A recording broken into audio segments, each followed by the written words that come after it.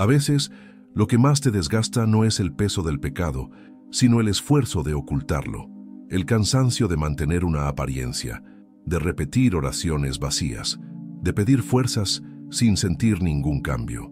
Y en el silencio, el corazón se va culpando, se encoge, se aleja, como si Dios estuviera lejos, como si ya se hubiera cansado de escuchar siempre la misma confesión.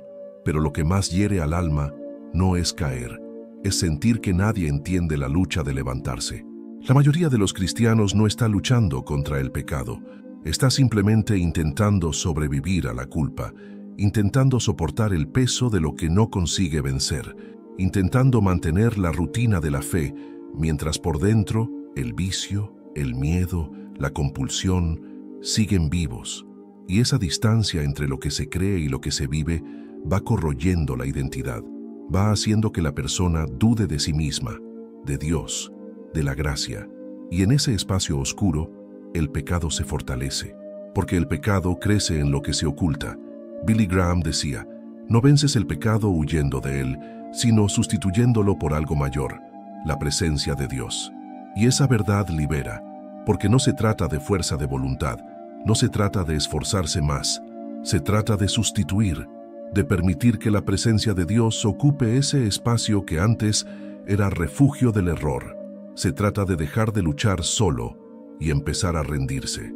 Viktor Frankl decía que cuando el hombre pierde el sentido se distrae con vicios. El pecado muchas veces es un grito pidiendo dirección. No es solo debilidad, es desorientación, es carencia de propósito, y en ese desvío el error se convierte en consuelo, en escape, en compañía. Pero el corazón lo sabe. El corazón siempre sabe que está cambiando la verdad por migajas, que se está alejando del lugar donde podría ser entero. El mayor secreto no es intentar con más fuerza, es permitir ser transformado, es cambiar de dentro hacia afuera, es ser rehecho por una presencia que restaura. Y quizás eso que tú llamas debilidad recurrente no sea más que el síntoma de una ausencia profunda, la ausencia de intimidad, la ausencia de conexión real con Dios, porque el pecado no se vence solo con disciplina, se disuelve en la presencia, pierde fuerza cuando dejas de esconderlo y empiezas a rendirte. Hay un cansancio que no viene del cuerpo, sino del alma que intenta vencer sola lo que solo puede vencerse en la luz. Es el cansancio de quien ora, pero no confiesa, de quien se culpa, pero no se expone, de quien llora, pero se esconde. Y en ese escondite sutil, el pecado echa raíces, porque lo que no se trae a la luz sigue respirando en la oscuridad, y cuanto más intentas vencer en silencio, más derrotado te sientes, sin entender por qué. La vergüenza crea un ciclo invisible. Primero caes, luego intentas ocultarlo, luego te alejas, luego prometes mejorar, pero no mejoras, y vuelves a caer, y te escondes otra vez, y ese ciclo va moldeando el alma, como si la caída fuese tu identidad, como si la culpa fuese una compañía inevitable, pero no lo es. La vergüenza de caer jamás será mayor que el valor de levantarse, jamás será más fuerte que el poder de la luz. David, el hombre conforme al corazón de Dios, no fue restaurado mientras intentó encubrir su error. La restauración solo comenzó cuando dejó de justificarse, cuando dejó de ocultar. En el Salmo 32 dice, «Mientras callé, mis huesos se consumían».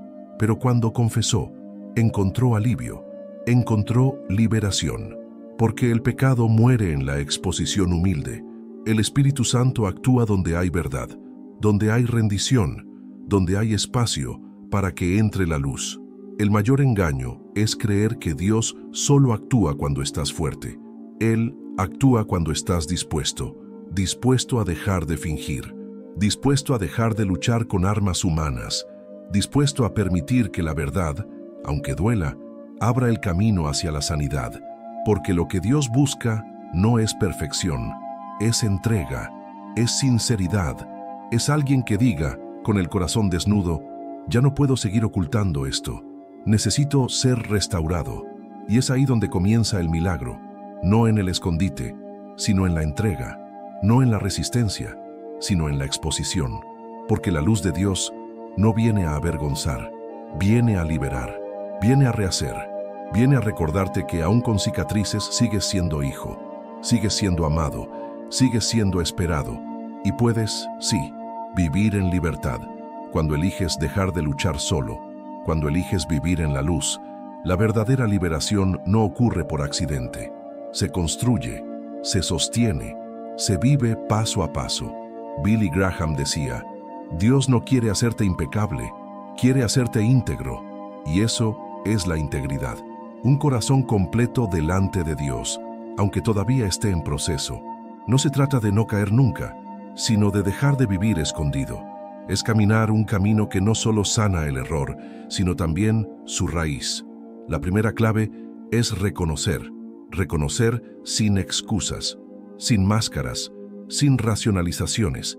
Es dejar de suavizar el error con frases como todos lo hacen. No es tan grave, solo fue una vez. Reconocer es decir la verdad, pero a ti mismo.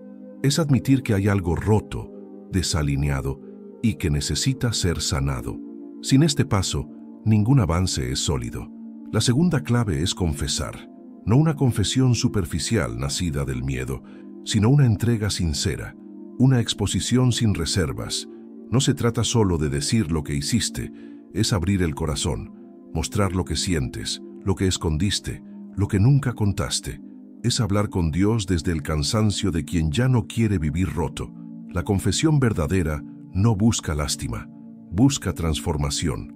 La tercera clave es sustituir. No se vence el pecado simplemente repitiendo no una y otra vez. Se vence cuando se comienza a vivir el sí de Dios, cuando el espacio del error se llena con presencia, cuando el hábito destructivo se reemplaza por una nueva práctica, un nuevo gozo, una nueva fuente. El pecado se debilita cuando descubres que hay algo más dulce, más fuerte, y ese algo es Dios mismo. La cuarta clave es permanecer, porque la liberación no es un instante, es un camino. No es vencer hoy y pensar que ya está, es seguir resistiendo mañana, y pasado, y después. Es recaer y seguir regresando, es tropezar y seguir creyendo, es practicar, aunque nadie lo vea, aunque no haya resultados rápidos. El espíritu forma carácter en la constancia, no en la perfección. La quinta clave es servir. Parece simple, pero es profundo. Cuando bendices a otros, algo dentro de ti se ordena. Cuando te das, el ego pierde poder. Cuando dejas de enfocarte en tu herida y decides ser canal, el pecado se debilita, porque el pecado te encierra en ti mismo. El servicio te libera hacia los demás, y en ese movimiento el alma respira, y la libertad se establece. La neurociencia lo confirma. El cerebro se transforma por repetición, y el espíritu se fortalece cuando la práctica se vuelve hábito. Lo que empieza como disciplina termina siendo naturaleza. Así es como la libertad se vuelve duradera, cuando la luz deja de ser visita y se convierte en morada, cuando la gracia deja de ser alivio y se convierte en fundamento. Cuando entiendes que no intentas ser perfecto, solo estás aprendiendo a ser libre, un día a la vez, una decisión por vez, un paso detrás de otro, con Dios, en la luz, en la verdad, en el camino que sana. Existe un alivio que solo llega cuando dejas de fingir, cuando entiendes que Dios no espera tu perfección, espera tu verdad, porque no es el pecado lo que aleja, es la mentira, es el miedo a ser rechazado, es el esfuerzo por parecer fuerte cuando por dentro todo se desmorona. Pero Dios no se deja impresionar por apariencias. Él se mueve cuando por fin dejas de correr y permites que te encuentre. La victoria sobre el pecado no llega cuando alcanzas un nivel espiritual elevado. Empieza cuando te permites ser vulnerable, cuando reconoces que necesitas ayuda, cuando dejas de encubrir y empiezas a confiar. Dios no está mirando tu lista de errores, está escuchando lo que tu corazón intenta decir detrás de cada caída, y lo que Él más desea es sanar lo que te hace caer. C.S. Lewis decía, el hombre que intenta no pecar y falla está más cerca de la verdad que aquel que ni siquiera lo intenta. Esto lo cambia todo, porque el intento, la lucha, la resistencia, aunque imperfectas, son señales de que la gracia aún te alcanza, de que la conciencia sigue viva, de que hay un clamor de restauración latiendo dentro de ti, y eso es sagrado. Eso es la puerta abierta hacia un nuevo comienzo.